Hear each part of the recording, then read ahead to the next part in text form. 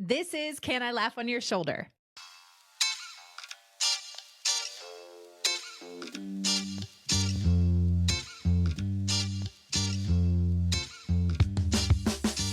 Well, it's a fun day because I have my friend, which I call her my friend because, once you come on my podcast, you're my friend. My friend Whitney English on the show. She's been on the show before. So that means it's time for the presentation of the virtual velvet jacket, the two-time club on the podcast. Whitney, welcome. I'm so glad that you're here. Thank you so much for coming back on the show.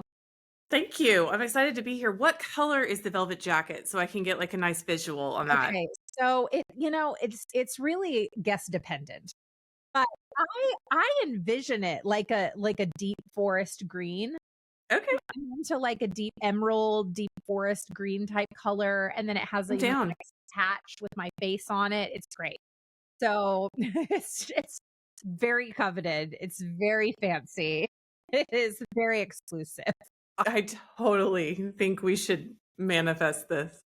I've joked about it for so many years now that I'm like, I really need to like hire a seamstress to make me an actual velvet jacket for my two-time guest. This is doable. We can strategize how we're going to actually make this happen after we get done recording.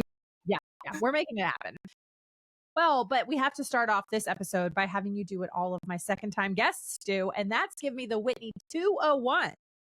So the who you are, what you do since the last time we talked, which is, I guess, I don't even remember. It was a couple years ago. I mean, I was living in this house, so it's within the last 4 years, but I honestly, at this point, I'll be honest. Mm-hmm. It could have been last year, 3 years ago. Yeah, you've changed the podcast name since I last talked to you. And that would be at least 2 years. Yes, it was probably for last book launch, which was in 2022. So 3 years. Yeah. Wow. I can't believe it's been that long. It just feels like yesterday. I know. Time flies for sure. It has been on a personal level. It's been a really long 3 years. I love my husband, but we have, been through one of those marriage seasons that, where life hits you because I still have 3 children, thank the Lord, ages 15, 14, and 12. And, so we're busy with kids. I've written this next book and it's actually launching tomorrow. So we're recording this on Monday, the 28th. It's launching April 29th. And I'm excited. I'm really excited about it. I'm one of those people that when the hard stuff hits, I think about when Paul talks about in the Bible, I thank God for trials of many kinds. Yeah. And even, through gritted teeth. And just because we've been through some hard stuff doesn't mean that God isn't good and we haven't seen him there. If not, if anything, I feel like sometimes it means that you see more evidence of him in your life because you just start looking for it. And that's something to be grateful for in and of itself. And I'm still laughing. I mean, that's good, right? Absolutely. I mean, I kind of wrote a whole book on that. Is laughing through tears. Well, so obviously one of the reasons that you are coming back on the show is because, as you just said, when we're recording this, your new book, Organize First, Decorate Second, comes out tomorrow, which congratulations on birthing another book baby. Thank you. Huge deal. Well, so obviously like this, from a titling perspective, someone might just think like, oh, this is a book about like home organization and home decoration, but there's obviously a lot more to this. There's a lot of principles and foundational elements that are beneath the surface for this. So I'm kind of curious, like this book at this time coming out of this season, this is clearly a philosophy that goes a little bit deeper than just like home organization and decoration. So can you kind of talk about your thought process behind that and why this now? Well, so I have a degree in interior design and I have always loved home. Yeah. I think that, I thought that, well, first of all, like I failed everything in school that didn't have anything to do with drawing a picture. I turned in my math homework, I kid you not, with little sketches of like gumball machines and counting gumballs. I mean, and this is not like in elementary school. This is full on 9th, 10th, 11th, just hoping that that the teacher would be like, well, at least she showed her work, showed her work, air quotes. The gumball machine is not considered your work, Whitney. Yes, it is. So then I had to pick a major. I remember, I'm just going to tell you all the stories about how I I got to a book about home. love this. So my parents took me to Oklahoma State University. I remember being in the car on the way home. I wanted to be an architect. I had been drawing floor plans on my homework since I was in second grade. I just melted down. I was like, I cannot do the math on this architecture thing. I mean, full on like heaving tears, the whole. And so my parents were like, okay, we can solve this. Like they have other degrees. And so we figured out interior design and got me enrolled in that. And I thought that I was going to meet a guy in college, and then we were going to get married and have kids, and that my job was going to be to decorate his house. That's kind of what my mom had done. I was the oldest daughter. I just kind of thought that that's what you did. Like I was a good little Christian girl, and you just followed all the steps, and those were the steps, And so 4 years later, I'm graduating. I'm graduating with a broken heart. The guy that I thought was the one, it turned out to not be. So I graduated in 2001. And so I moved to Dallas, and then 9/11 happened. So I graduated in May. 9/11 happens in September. So the bottom falls out of the interior design market. No one's hiring designers of any kind. And I moved back to Oklahoma, moved back in with my parents. So I'm not married. I don't have any way to practice this degree. And I guess that would technically have been my first failure, although I think I was probably too naive to realize, or maybe I was just giving myself grace because it was like, hey, Whitney, you're still getting started in life. But one thing led to another. I ended up working at a stationery company, a stationery shop, like a local stationery store where I had worked at all the way through high school and college. And my boss was like, you can draw pretty well. You should design invitations. So I started a wholesale stationery company. 20 years later, I have not done anything with home. I've tried here and there. So my editors are like, what do you want to write a book about? And I'm like, I really want to write a book about home. Well, they're strategic. And so they come along and they're like, well, we're always looking for the next great organization book. And so so writing the book kind of became this, it really became a very expressive effort for how do I talk about this thing that I'm passionate about, that I miss. Like I really have never been able to exercise my decorating skills. I did air quotes on that for those who are listening. I have not been able to, I feel like I haven't been able to do it in my own home. I mean, a lot of people you're looking at like curtains and stuff on walls behind, you can say, well, wait, what do you mean by that? But I really just wanted to talk about that and explore some of those ideas about like why home has meant so much to me and where I've struggled with it. And I've told people like this book, and I say this in the opening pages of the book, like this is a book about me wrestling with my love of stuff and the need to organize it, Yeah. So that's where it came from. Well, I love that. And you describe early on in the book a love of stuff with stories. Yes. So balancing sentimentality for a need for organized space. And I'll be honest, like that is something I relate to so much, especially as somebody, and I have a friend who's like a minimalist and she has like this minimalism podcast. But we talk about this, we've talked about this some because we both lost our moms at different ages, but it's balancing this, like sometimes like I have some stuff that was my mom's that I'm like, I don't really want to get rid of this, but also like, I need this, like, Right. so Right. and that is a constant struggle for so many people. Yes. And I just, as we, and then it's when you become you get married and you have kids and, grandparents die or, there's all that we acquire stuff.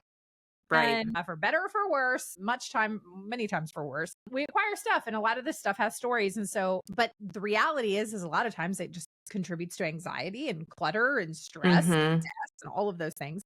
And so there's a like psychological piece to this that isn't just like, how do you incorporate really nice things that have a, impactful story in your home? Like there's a lot more beneath the surface. So how do you kind of strike that balance of sentimentality with also this need for an organized space and your love for interior decorating? That's a great question. And when you were talking, I actually thought of a story that I have not thought of in relation to this before, but this is a really good example. Yeah. So when my grandparents passed away, my sister was married with kids. I was married. this is my dad's parents.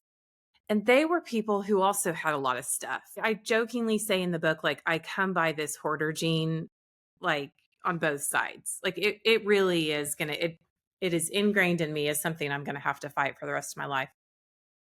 And the way they divvied up the estate or whatever, and I mean, we're not talking, I mean, my grandmother was a wonderful woman. She didn't I think she had a collection of Hummels. You remember those the little Hummels, the little figurine kind of things? And I just have never been into that kind of stuff. Like, you have to dust those things or wash them, or then they chip, especially if you're married to a bull in a china closet, which I am. And God love him. So, but my sister, so we went through the house. What they did was, like, the kids they went through the house around, and then the grandkids got to go through the house around, and you were just allowed to go after the kids had gone through, then the grandkids went through, and then there were actually great grandkids, so then they went through, and lots of grandkids. And so, and there wasn't really anything nice in the first place, but my sister said, I got a Pyrex pan and a cast iron skillet. And I was like, that is genius. Wow. Because there's something about inheriting that function that really does represent what I'm talking about Yeah. in the book. I don't need the collection of Hummels that I'm going to have to dust or store in a china cabinet, or, you know, but every time I pull out that cast iron skillet that's probably nearing 100 years old at this point, like, now that I think about it, I think about my grandmother cooking fried okra in that, my dad, it's not the same cast iron skillet we had that I used growing up when my dad taught me how to fry potatoes and stuff like that. And then there was a Pyrex pan I picked up too, and it had my grandmother's name. She had taken a knife or something, and in the Pyrex she had scrawled her name, so it says Louise English, and I still have that. I think it's definitely made it to some, like, potlucks at church and friends' houses and Yeah. casseroles, and I will say, like, I do need that Pyrex back because it does but it also has my grandmother's name scrawled in it. It says Louise English. If the friend is, like, washing it, she's gonna be like, "This is Whitney's pan." Yeah. Exactly. So, yeah. So, I mean, yeah, the idea of it, like, if you're listening and you have to, like, inherit something, like, ask for a functional thing you can inherit. Yeah, absolutely. Yeah, I think those, yeah, like our plates that we eat on, like our dinner plates, I Mhm. ate on those when I was a kid, and my parents ate on them when they were kids. So, like, they are What? passed down, yeah, for a very long time. I have to know what the china pattern is. They're the blue and white, they're very iconic blue and white Currier and Ives Yes, dishes, yeah. love But we it. all of them, the plates, the bowls, the tiny plates, Mhm, all of it. Yeah, so we have all of them, and those are our everyday plates, and I mean, that's what I mhm, remember eating on as a kid, and then I remember I got older and my dad was like, "I'm not gonna use these anymore. Do you want them?" I was like, "Heck yeah, I do." I mhm. love them so much. And then, it's fun because now if I'm in a thrift store, an antique store, and I come Yeah, across, a piece I'm missing, I'm like, "Look, it's something to go along with my right. mom's set," or whatever, but I yeah. have a question. I have another question. Do they chip? Oh, yeah, I definitely have ones that have chipped. Okay. Okay. So we have a blue willow as our everyday. And I grew up eating on them. It's called Churchill Blue Willow. I've always wondered about the Courier knives chipping because the Churchill brand of blue willow plates barely chips. Mm, Barely. But Courier and Ives I see that stuff at thrift stores, at estate sales all the time. Just one piece here or there. I mean, if I had bought every single piece of Courier and Ives that I have ever seen, one piece, I don't know who collected this stuff and how it ended up getting so dispersed across America. But if somebody's listening and they want to start collecting something, blue Courier and Ives is a really good thing to start collecting because there are random pieces of it out there everywhere. yeah, and there is, like, whole Facebook groups, but then it's, like, Uh, it's weird because then there are some pieces that are super rare that I have that are worth, like, a ton of money, but I'm like, I don't wanna get rid of them. Like, right, right, I have a couple, like, rare pieces that just, are not as easy to find as, like, plates and bowls and things like that. right, Again, they were my mom's, and so I'm like, "I don't really wanna get rid of these, I use them." right. But, yes, they do chip, but I'm like, "They has character, personality." Yeah, patina. Yeah, exactly. Exactly. I mean, so, the reality is like like you were saying, our families are where we come from, how we grew up. All of these things shape us, and our Mhm. homes shape us, our environments shape us. And you talk a lot in your book about how your home shapes you, it shapes your family. And so I'm kind Mhm. of curious for you, like I loved hearing your story of how it took a long time for you to kind of really lean into the interior design element of, what you went to college for. But I'm Mhm. curious, like, how has your own home environment evolved over the years, and how has it shaped you, your marriage, your kids, and what Mhm. growth have you seen in that? What growth have I seen in how my home has shaped us? I think so we spent, and I do talk about this in the book a little bit. We spent about 4 years doing a lot of house hopping, unintentional.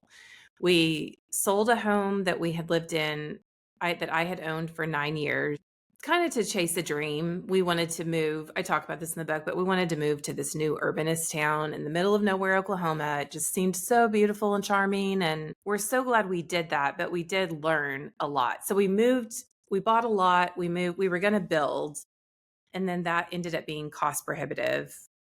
I think one of the things you can say I've learned is that if you have a big dream, if that dream is going to cost over $100,000, it is okay to make a slow decision about it. Like, you don't have to rush off and be like, oh, we have to do this right now.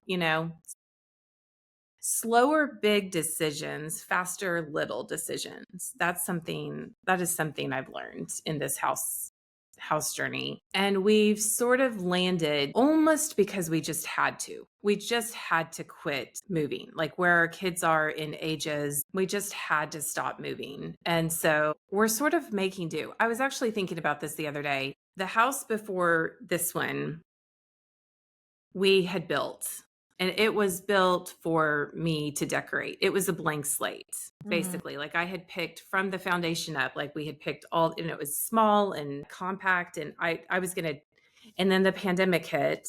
And so a lot of the decorating money actually got spent on that house, if that makes any sense, because then we kind of had to pivot just yeah. because we didn't have enough space. I mean, it was five, and we didn't have adult sized children when we moved into that house. And then all of a sudden, 18 months later, we did have adult sized children and a pandemic. And we're trying to figure out how everybody is supposed to have conversations in a zero lot line, 2,600 square foot house. It probably would have been okay if it wasn't zero lot line. We could have like put a shed in the Yeah. yard, like a writing shed, or a Zoom shed where somebody could have gone to in the middle of all that chaos. But it was a very open concept, small house that we just had no space. So anyway, the pendulum kind of swung, and we ended up on 2 acres in a very still small but spread out house. At least it was spread out. And so now in some ways it feels like we're making do. Like, I really do wish I could have the bamboo blinds that I spent a real nice chunk of change on in that last house. And so anyway, it does feel like a journey.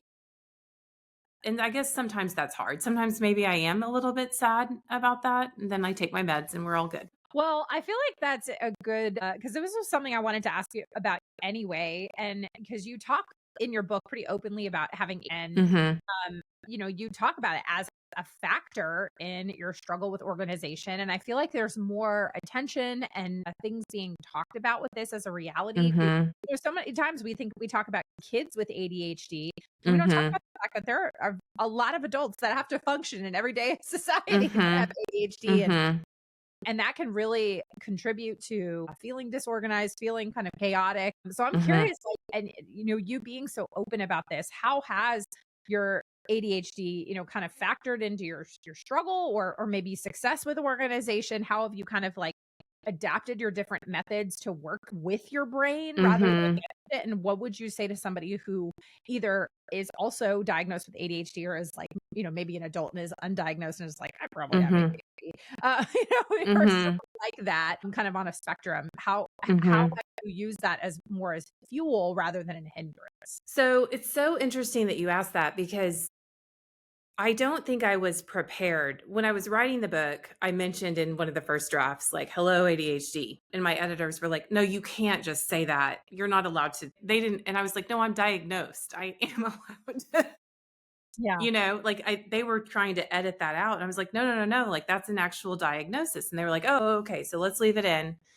But I don't know that I'm totally prepared to talk about it. I'm really surprised at the number of questions that have come up about that because um that's the way my brain is. That's just Yeah. who I am and always has been and always will be. So the idea that I've had to hack my way around that to get to Mhm. some semblance of normal isn't it's not something even though it was almost just like I just felt like people needed to know that that was a challenge that I do face. And I don't know that in this book I came up with an answer for Yeah. that challenge. I was listening to a podcast last night where they were talking about it was some woman who has ADHD, but she's also a scientist. And so she's Mhm. done all this research on this. And I was listening to her describe it and just kind of realizing like I have not listened to a bunch of podcasts on it. I really have not I just have realized it's almost like it's been a hall pass for me Mm. as like so if a friend drops by and there's clutter everywhere or I'm a project that I didn't put away yesterday or last week or a month before, I just go ADHD, and laugh it off and keep going. But now I'm kind of so many people have asked me about this in interviews about the book That's that so interesting. yeah, that I'm like, okay, I need to actually think about this. And it was really interesting listening to this podcast last night, the way this woman talked about, and it made me think about childhood, about maybe that there were frustrations that were in Organize First, Decorate Second. I talk about some of the tensions between my mom and I. Mm. And last night, listening to this was the first time I thought maybe some of those tensions were there because my brain just thinks in circles and a lot of people think in straight lines, And so if anything, I think it's given me empathy for other people. And if that makes me a better writer and if I can continue to write and continue to explore and chase these ideas, then maybe I'll have a better answer for you on that question in the future. Well, I mean, I appreciate your honesty, and it's one of those things that, like, I'm actually maybe I'm surprised that that's something you've been asked a lot about because it's not something I've ever even, like I don't even think I've even had a conversation with anybody on the show about it. Interesting. But I just thought it was so interesting as I was kind of, reading through your book and just as I was thinking about it. And then when you mentioned the meds thing, I was just like, well, you know what? Maybe I'm Mhm. gonna follow this thread and ask about it because I think it is something that isn't necessarily talked about a lot and can be a real struggle for people, especially when they're trying to manage their space around them and so many contributing factors. I have a friend who is an adult who was diagnosed with Mhm. ADHD, and so it's something that she's been really intentional about in like because she works from home. And so she's like, I get distracted really easily. And I'm Mhm. really intentional about how I set up my home office and all of Mhm. those things. So it just got me thinking about that. So I'm really interested. I find it very interesting. And like I said, I'm always somebody who just kind of like I follow threads. Yeah. Yeah.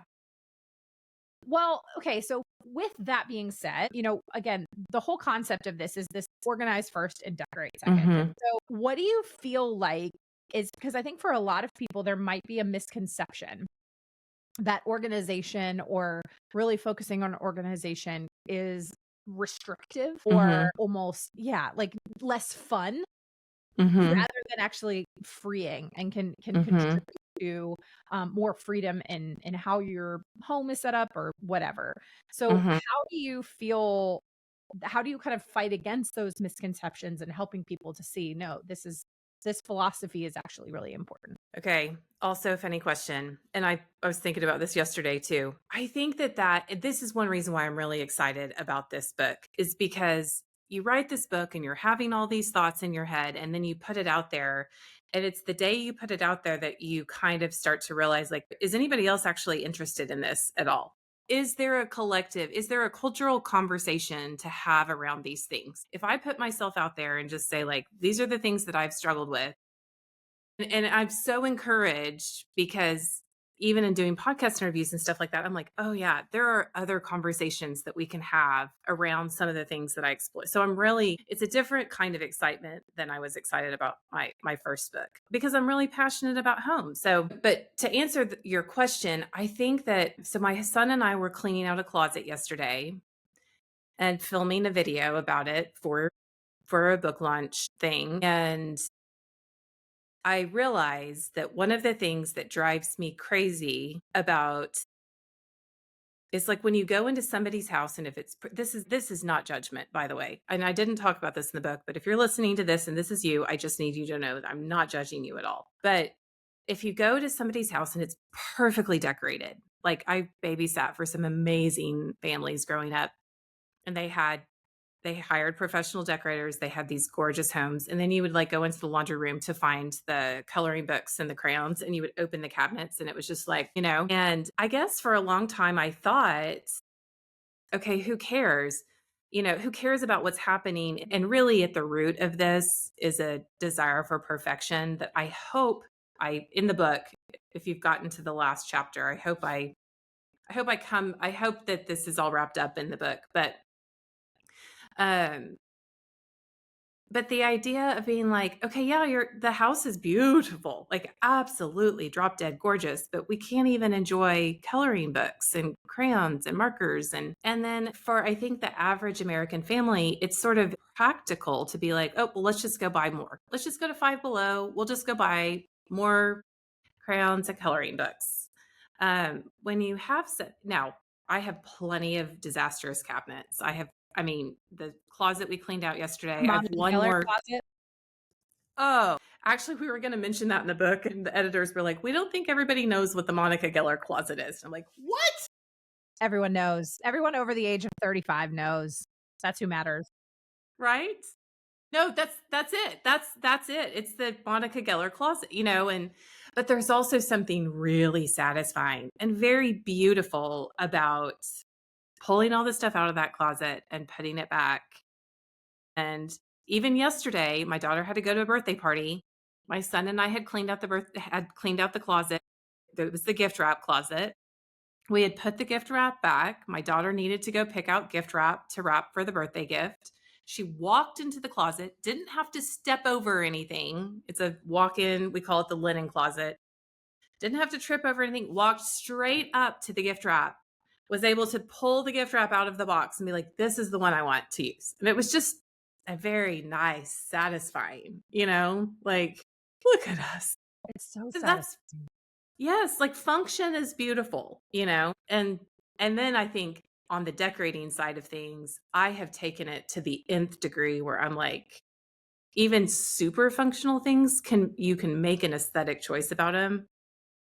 So why are we going to buy plastic handled scissors when we can buy brass handled metal scissors? We have both in this house, but I do love beautiful functional things and not just plastic stuff. Yeah. Yeah. Completely agree. Completely agree. Yeah. Well, I want to end the show with some rapid fire this or that questions. I thought that would be fun. Okay. Maybe switch it up. But before we get into Okay. that, I thought it would be just good and helpful to do some kind of practical action. Okay. So kind of leaving people with, we've kind of talked about the philosophy behind this. We've kind of gotten the foundation out and the foundational aspect. But I feel like with something like this, leaving people with something a little bit practical, a little more actionable might be helpful. So, Mhm. for somebody who maybe like this is a brand new concept and feels very Mhm. overwhelmed, especially talking to like a busy mom or a busy dad, Mhm. what is like a quick, let's say like 5 to 10 minute habit that someone can implement in their home that would help them feel instantly more organized? I like to hinge things like that on my morning routine. So most of us get up, we run to the little girl's room, then we go brush our teeth or wash our face, whatever. So right there in that moment is when I would plug something in. And it might depend on what your needs are. It might be this idea of like, I'm going to look around me and pick up something that needs to be put away. It might be that you're going to put in probably just plug in. This is what I would do. I would just plug in a little 5-minute window right there where you're going to go tidy something. Like that's what you have to do. And so yes, it may start in your bathroom, but then eventually if all that gets relatively tidied, you're going to have that little window that can then go to other spaces beyond that. And if it's a bad day, like if you're me, you might spend that 5 minutes just putting clothes back on a hanger. I don't know. But I would plug it in right there for sure. And just do a 10-minute tidy, set a timer, just make yourself put on some. Ooh, you know what else has really helped? This is not an idea I came up with. Someone else came up. Put on shoes that tie. Interesting. Like not flip-flops, like actual like tennis, like sports shoes, whatever. They have to tie. Put them on to do your work around your house. That's so interesting. See, we're in no It shoe does help. house. So I'm curious, like if you have like inside shoes. Yeah, you would have to, if you were a no shoe house, you would have to have Your special house cleaning shoes. shoes. Your house Yes. Yeah, but they can't be like house shoes. They have to have like laces. That is so interesting. I love Yeah, it does help. Yeah. behind that. That's so interesting. Mhm. Okay, well, so you talk a lot in your book about routines and rituals. So, Mhm. what is a daily routine for you that has just been like life changing, life saving? That morning, like the idea of like, okay, I get up and if there's anything consistent, I mean, that's whenever I had to really think about how routines could benefit me. I had to start in the morning because my routine falls apart throughout the day. It's very creative. I love the variety. I love chasing the rabbits, literally and figuratively. And so I hinge everything on that morning routine. Yeah, yeah, that's so good. That's so good. Starting the morning strong. Um, Mhm. okay, so we've talked some about these sentimental items and stuff with Mhm. stories. So, what is your advice for someone who finds it hard to part with things like that aren't necessarily decorative? So, things like old letters or like memorabilia, trophies, like things from childhood, things like Mhm. that. Well, trophies can be really cute decorating items, especially if they're grouped together in a collection. That's what I say with trinkets, like small things is like go find like a little glass case that hangs on the wall and just if it's under 3 inches tall and looks like a Hummel or a precious moment or something like just put it all in one place, because then it's not just trinkets. It's like that's the memory cabinet, check the box, move on. All that stuff can go in there. If it's letters, I will I will I struggle with that. I have like 2 bins of photos that there's really nothing to do with them, but I mean now there's so much on our phones, which is nice. Like we have not continued to accumulate photos. Another thing that I would say about sentimental stuff is how can you use it to decorate? If you have letters from a relative or something like that, maybe you wrap them up in a really pretty French silk ribbon and it looks like and you frame them in a shadow box and hang them Mhm. in your bathroom or how can you turn those things into something decorative? Because if you can't really I can't help you on the boxes of photos because I have that too. I just can tell you that. But I do believe in putting family photos on the walls. Yeah. I actually think that's really important for kids and confidence levels and things like that, and for stories in the house. So print those pictures and put them out, pull them out. Yeah. So try to decorate with it, I guess is the answer to that one. I love that. Okay. And then my last of these questions is what is maybe the most underrated or like most neglected space in a home that people tend to organize last, or maybe they don't even at all, but it actually can make a really huge impact? Impact class. I feel like we all sort of have like a junk room. Like everybody has a drop zone. Everybody has a place where now you might have a giant drop zone that's called junk room, or you might have, but I mean, we all have corners where we put things. And that's what my son and I were doing yesterday. It was just this closet that it accumulates stuff. And I really think that anytime you can get into those spaces and just add a semblance of organization, you're going to elevate everything. Don't ask me to help you do it, but that's why they have people at the Container Store that will like measure these things and tell you. The Container Store will actually tell you what to do, exactly what to do if you take a picture of your crappy garage and take it to them. And it will be expensive. but it will be done and it will feel really good. And then you will have to do it again because that is life. And I am sorry, but I am there with you. And send me a picture when you get it done because I need that satisfying. We need that. We got to share the wins because I feel like that's what keeps us all going, you know? Yeah. Yeah, absolutely. Okay. So as we wrap up, we're going to do a just rapid fire this or that question. So it's just Okay. whatever first comes to mind. All right. You I ready? thought that was the rapid fire. Okay. Yes. Oh, Now I'm ready. that was our practical actionable steps. You got it. All right. This is the rapid fire, though. I promise. Okay. So baskets or bins? Basket. Labels or no labels? Labels. Open shelves or closed cabinets? Open shelves. Ooh, okay. That's a Yeah, hard one. Yeah. that one's a hard one. That one has people on both sides with very strong feelings. Donate or sell? Sell. Monochromatic or color? Monochromatic. Organize the pantry or closet first? Pantry. Do you like minimalist or cozy? Cozy. Do you do a command center or do you do like a big calendar? Neither. Neither. Now, Yeah. under the bed storage or attic storage? Under the bed. Are you all about fresh flowers or house plants? House plants. Ooh, okay. The junk drawer. We all have one. Do you organize it or do you ignore it? Ignore it. Until it just gets so bad that eventually you just have to like clean it out. Yeah. Start another junk drawer? Yeah. Yeah, exactly. Okay. Coffee table books or do you like a clean surface? Coffee table books.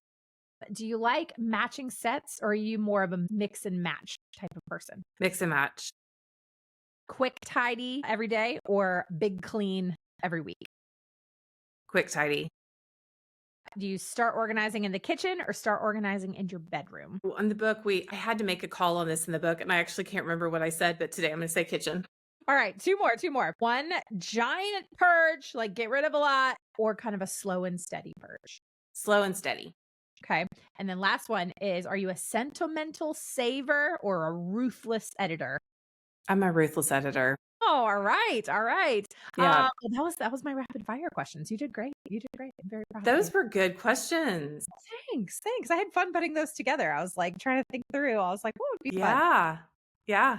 Well, Whitney, this has been so much fun. It's always fun having you on the show. Thank you so much. Everyone go get this book now. Organize first, decorate second. Whitney, where can people follow you and connect with you and get the book and all of those sorts of things? So my website is Whitney English. You can find and click all the links from there. I am on Instagram but I've also been really enjoying Substack lately. So I'm interested to see how the conversation angle of things might continue over there. That will be fun. Awesome. Awesome. Whitney, this was so much fun. Thank you so much for being here.